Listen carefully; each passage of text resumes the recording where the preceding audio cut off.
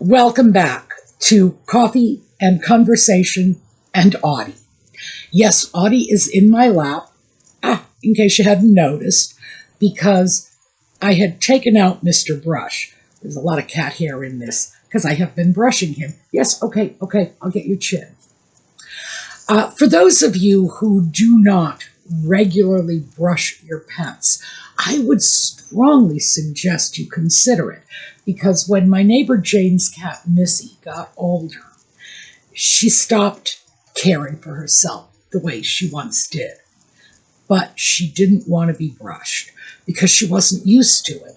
So she's a very, very elderly cat, and Jane is going up to her with a brush, and it was just not working at all. Audie, on the other hand, will go very far out of his way to get brushed. So I know that if we ever have personal hygiene problems, we're not going to have brushing problems. So let me pick you up. Can I pick you up? Audie has a new collar. If you'll recall, I mentioned that after I gave him his bath, I was looking around for my stash of collars. There are like 24 collars in a box somewhere that I have mislaid. And so I had to go out, buy new collars. Now the collars are, I actually did the math on this. They're somewhere between 60 and 61 cents per collar. So it's not like it's this massive investment. They're pocket change. But, if you need them and you don't have them, you have to go out and buy them. So I did go out and get him another 12 collars. And he's wearing a light blue one so that he could match my sweatshirt. This, by the way, is also Cambridge. Let me see if I can find it. Here it is. Yes. Also Cambridge. The one I wore yesterday was Cambridge, but the design is mostly on the back of this one. I am wearing this one specifically to match Audie's little light blue collar, because I know this is one of his favorites, because he sleeps on it every chance he gets. So that's where we're at now. 61 cents a piece. I'm going to switch him out next week so he can have a bright red collar for Christmas. And, at that price, I can definitely afford to squander the collars. But he absolutely must have a collar. By the way, that's another thing. If you do have cats, get them used to wearing collars. And this is something that I learned many years ago when I was in Rhode Island, and they had a problem with the raccoon population being infested with rabies, and they were actively picking up stray cats. How did they define a stray cat? It had no collar. So, although all of my cats at that time were indoor cats, I still made sure they all had collars, just in case somebody decided to sneak out in the backyard for a little sunshine for an hour or two.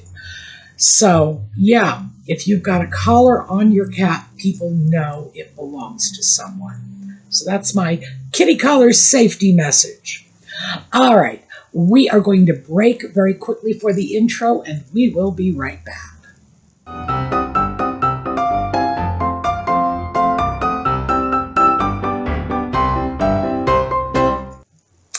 So today's video is a bit of a rant, and I thought we would talk about ingratitude.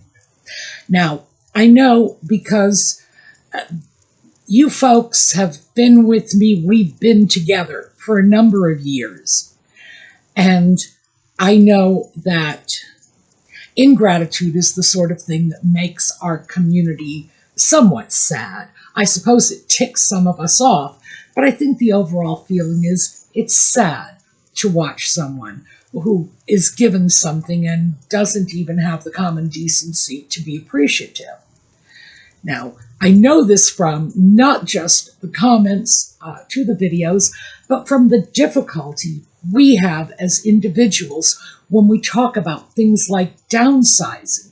We need to clear out the cupboards, and we go in there and it's like gifts we've been given, and it's so hard for us to part with them, even though we're not using them and we know we should be passing them off, but we end up feeling guilt-stricken because it just seems so ungrateful. So I know this is sort of a sore spot for a lot of us. But I have been watching videos lately, and no, it's not just the cute, cute kitty videos. I somehow got snagged by a video about people who were receiving gifts from Angel Tree. So I was curious about what this was about. Angel Tree is a service of the Salvation Army. They invite people whose children might otherwise not have a Christmas to go in, fill out an application, and then they match those kids up with donors. This is all anonymous and probably fairly random. So they match the kids with donors. The donor provides the items from the child's wish list. Now, I looked at all of the information. For example, are there restrictions on what a child can ask for? Well, apparently not. Are there general guidelines in terms of the amount that a donor is supposed to be spending? Well, there do seem to be some guidelines. The general guideline is between $50 and $100 because one is expected not just to provide a single item for a child, but to provide them with, a whole Christmas, the entire Christmas. In terms of what would one spend on a child for Christmas, at my age, I don't even have a frame of reference anymore. The only people I think might have a frame of reference on this are people who have children or grandchildren and they're out buying for them. And $50 to $100 could in fact be quite low, even though from my perspective, thinking back to many years ago when I was buying gifts for friends' children for Christmas, it might seem a little high. So, I don't know. I'm just going to take their word for it that $50 to $100 is the general price range, with about $70 being the approximate target. And quite frankly, in this day and age, I think expecting $70 from a stranger, and this is someone you are looking to provide your child with a Christmas, is probably, well, not a small ask. Let's just put it that way. Well, anyway, I was watching one of these videos, and the woman making the video, and by the way, this was a reaction video. So the person I'm watching is the person who has obtained this video and is reacting to the video made by this woman, which I believe was originally aired on TikTok. So that was very confusing, but I hope it makes sense to you. Reaction videos are actually a thing on YouTube where content creators will go out, get other people's videos, and usually make fun of them. So, there you go.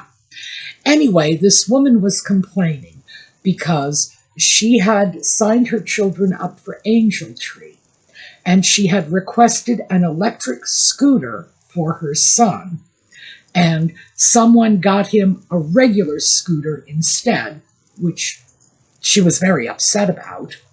And so, but there's more, and I will get to that. An electric scooter, the prices start absolute lowball on sale at $100, which of course is the top end of the Angel Tree suggested donation level. Most of them, and I checked, we are looking at around $200, and they go up to $600 or $700. Now, would I buy an electric scooter for a child? Absolutely not. It's not a toy. It's a motor vehicle. And without knowing anything about the child, and remember, these are completely anonymous gifts, without knowing anything about the child, whether or not the child was responsible enough to be trusted with something that can hit 10 miles an hour, whether or not the child had sufficient parental supervision to be trusted with, as I say, a motor vehicle. This is a vehicle. It's got a motor in it.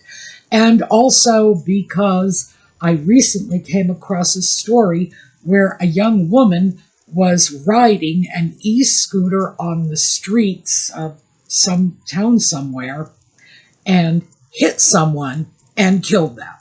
That person is dead as a doornail from an accident on an electric scooter. Holy Toledo. So, would I give a child a loaded handgun? No, I would not. Would I give a child an electric scooter? No, because I wouldn't give them a handgun, and they could both end up with an innocent pedestrian just as dead. So, no, I think that's a ridiculous ask, period. And I am surprised that the Salvation Army would honor that, actually provide that particular gift suggestion to a donor. But that's just my opinion.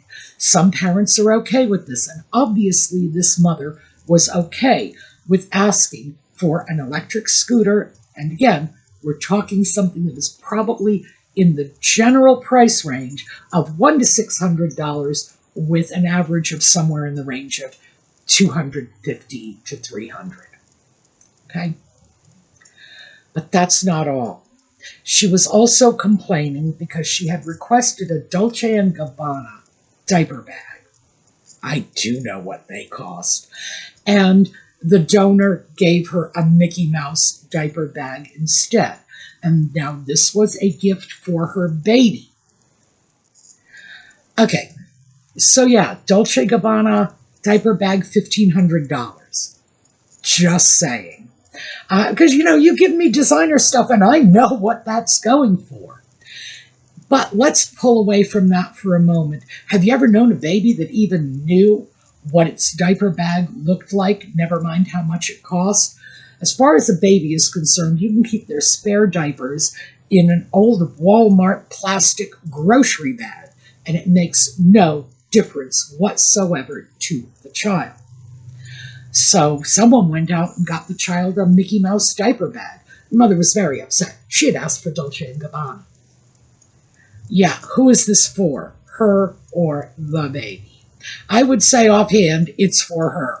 And frankly, if you cannot afford to provide Christmas for your child, I think it's really high-handed to be asking someone who has kindly offered to take up that responsibility for you to provide you with a $1,500 designer diaper bag. Just me, just my opinion. So that led me back to an incident that happened to me a few years ago. I was at a strip mall. So it's not exactly one of those indoor malls, but it's a shopping center kind of place. I had gone into Target to get my coffee at Starbucks, so I'm walking out the door with my little Starbucks latte, and I was heading over to Kohl's, which is another store in this mall, because they have a lovely little Sephora shop in there, and I thought I would go in and get myself a bottle of perfume. Hey, it's Christmas. I should get myself something for Christmas. As I'm walking from Target and the Starbucks over to Kohl's and the Sephora shop, I pass by another store that I had never been into, and there's a big sign out in front of that store that says Toys for Tots. Now, I like that program. That's one that's done by the Marine Corps, and the rules are simple. You go out, you get toys for children. They must be brand new. And you put them in the Marines' Toys for Tot box, and they take responsibility for everything else. They have people who will wrap them up and send them off to children in need. It's a terrific program, and I like programs like this because the Marines make it pleasant, and they've got their logos up there and the bright pictures, and it's fun. I guess that's the bottom line. It's fun. It's like when the fire department goes out collecting money and they hold up the boot. It makes it fun for you to give to children in need. And I like that. So I go into the store, and there was a woman in there with 3 little kids. And I asked her if I could just borrow her children for a while. I know that sounds insane for those of you who live in cities, but I live in the kind of community where you can go up to a stranger and say, "Hi, can I borrow your kids for 20 minutes? And they'll say yes. I mean, honestly, it's sort of like, Mayberry, we can just do that around here. So I had these 3 little kids, 2 boys and a girl, and I said, "Help me fill my cart. Just pick out the things you would like and stick them in the cart so we can give them to Toys for Tots." And then, of course, when we checked out, I made sure that each one of those kids got a chance to pick out a toy for themselves, because after all, they were working as Santa's helpers and they should have been paid for their trouble. So, yes, you take a toy and that's for you. So I'm loading the toys into the Toys for Tots box. And as I left the store, another customer was walking out with me and said, "If you're going to give toys to children in need, you should probably go to a better store and buy nicer toys." I was just really surprised and frankly put off by that, because this store, and to be fair, this store, as I later discovered, because I had never been in it before, this was my first visit, it was somewhere between a dollar store and a Kmart, Walmart kind of store. Definitely a store where you get less expensive, more affordable items. However, this was the store that was supporting the Toys for Tots program, so I figure the least I can do is buy the toys from them. Makes sense to me. If you're going to support a charity, and I want to support that same charity, yeah, I'm going to support your store while I do it if I can. Now, if that had been a hardware store, I would have gone somewhere else for the toys, but it wasn't. It was a store that sells toys. So as far as I'm concerned, win-win-win. The kids get the toys, the store gets some business, and I get to feel good about what I'm doing and considerably less guilty for going next door and buying perfume. So, yeah.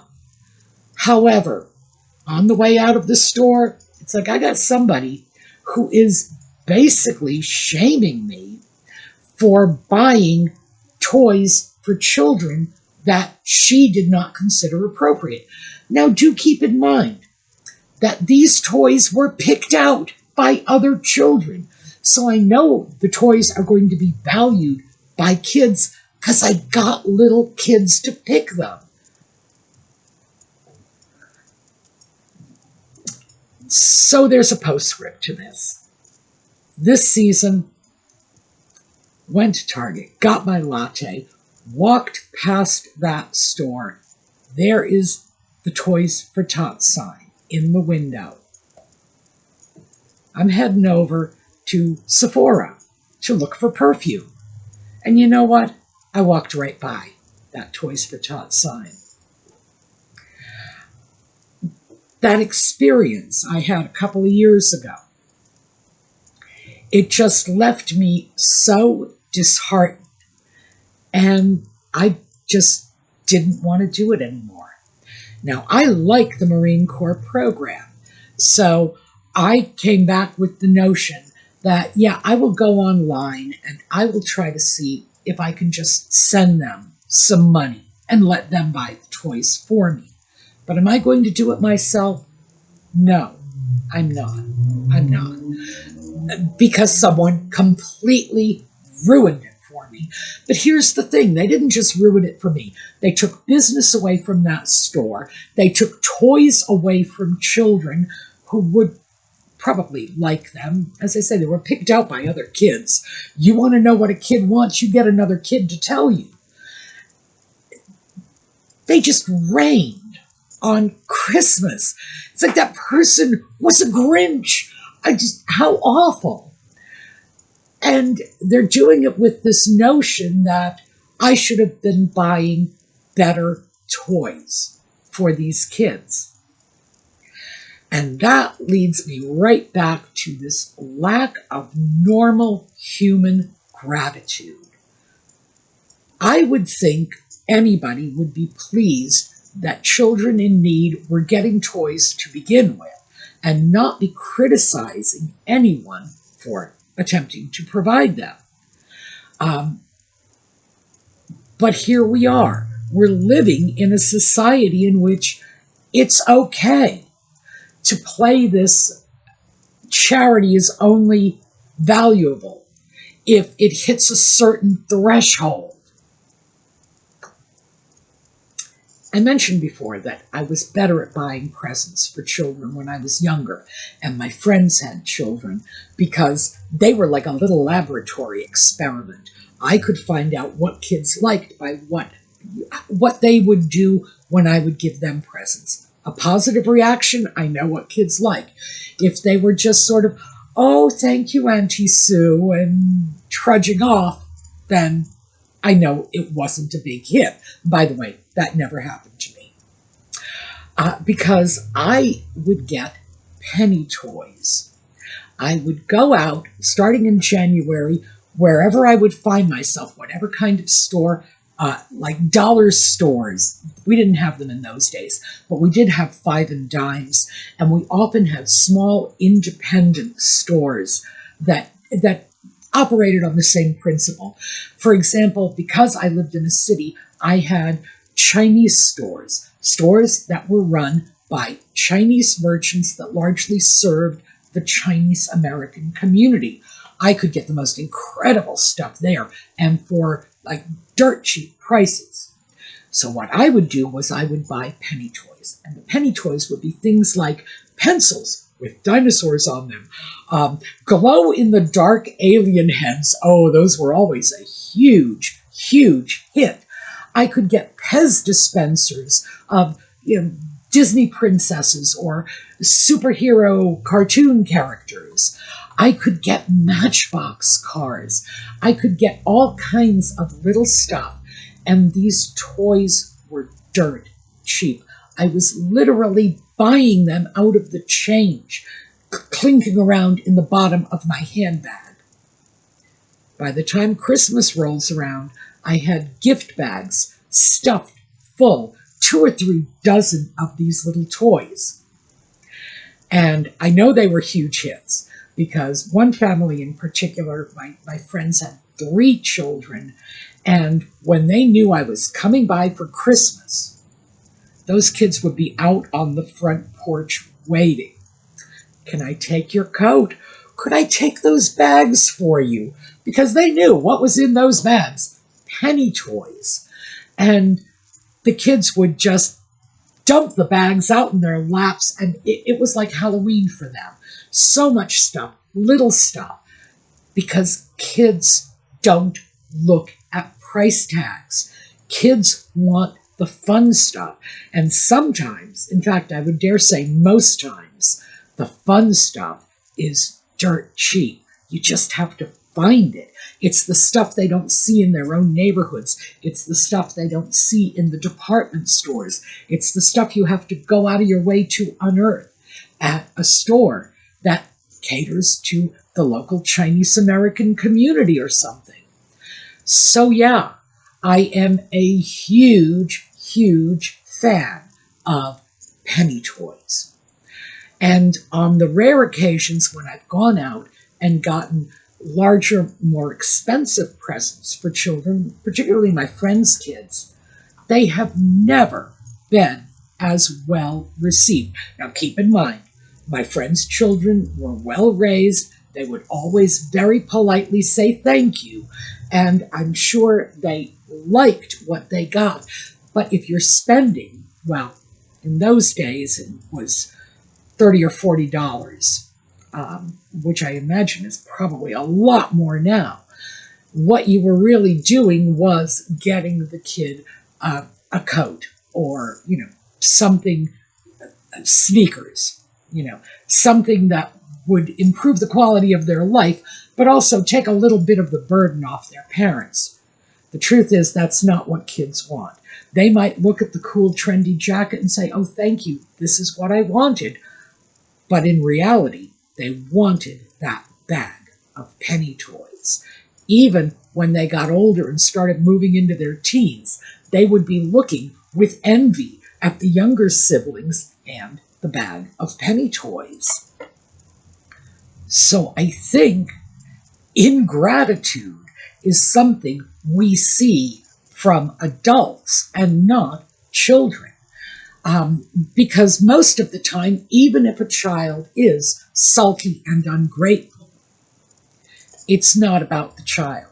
It's because the child's parents have not explained the realities of the real world to them. So I wanted to just throw this out because this year, somebody shaming me about toys took a piece of my Christmas celebration away from me. I look at this and think, I enjoyed doing things like Toys for Tots, making donations. I don't have my own children to spoil for Christmas. Occasionally I will have friends' children, I will have neighbors' grandchildren. Every now and then I can come across a kid. And these days, when you're sitting back saying, oh, a kid, gimme, you're in danger of getting handcuffed. But I enjoy having children around in the holidays, being able to share a little bit of that, because I remember how much fun holidays were when I was a kid, and I want the opportunity to pass that off to other children. That's sort of gone for me now. Society has changed. My friend group is very different. In fact, my peers have adult grandchildren and no great-grandchildren yet. Because again, young adults, oh, good heavens, the world they are walking into, where they're barely able to find jobs, can't find housing. Yeah, that's a whole different conversation. But it does mean, from my own selfish perspective, that there is a lack of small children in my life.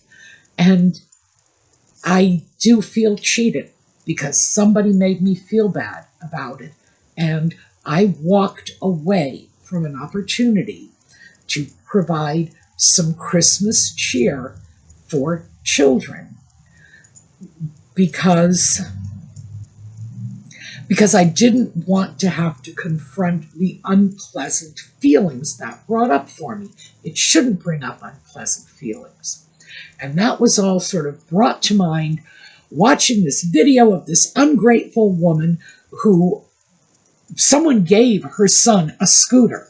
Didn't have the common decency to be grateful for that. Someone gave her baby a Mickey Mouse diaper bag, which, by the way, I would consider to be a very nice present because it wasn't a designer bag. It's like I am just getting so sick of the ingratitude coupled with the sense of entitlement, and it's ruining the holidays for me. So I have to go out and find people who are not entitled or ungrateful. By the way, what I did was, many of you know Trevor Colt. He's a British YouTuber. And Trevor is a war veteran, and he is very much involved in a charity. It's called PTSD Resolutions. So I came home and simply sent them some money for Christmas because they're not ungrateful. And they don't shame me because I haven't given them as much as they had hoped for. So, but I did that. Here, this is the selfish part. I did that because it made me feel better. And I have to say that when push comes to shove, if I talk about why I give to charity, it's because I walk away with a good feeling too. And that's just human nature. If we can't feel good about what we're doing, we're probably not going to do it.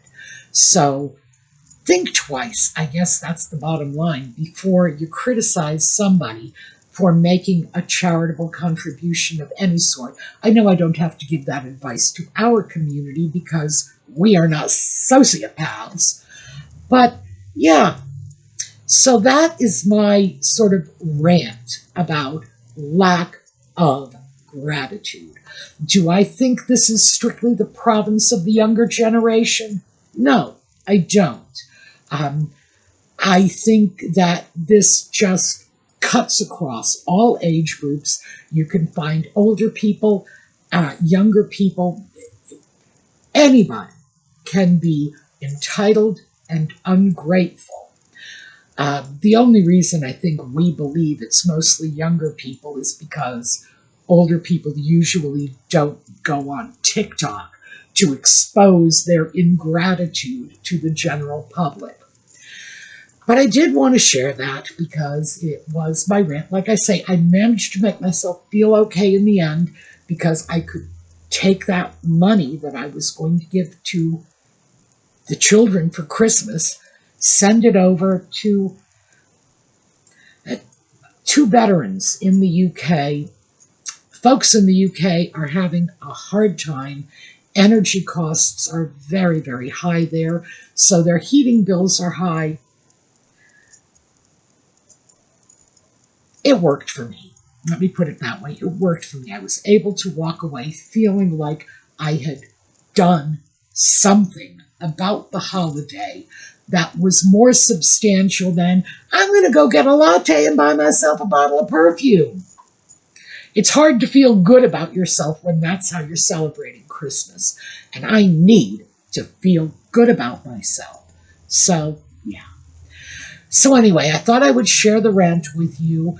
And feel free to leave your own experiences with entitled ingratitude in the comments. Perhaps we will be able to have a laugh at someone else's expense. Because quite frankly, I have no problem getting a laugh at the expense of someone who is so out of touch that they don't even know how to say thank you. All right, we're going to take a look at a slideshow on the way out. We've had a little Audie time, so he's still here, by the way. He's hoping to crawl back into my lap, wrap his tail around my neck. I'm starting to wonder if I should be concerned about that. Maybe he's trying to strangle me. I don't know. But thank you for being with us, and I wish you all a very happy holiday season. And in the meanwhile, have a terrific day.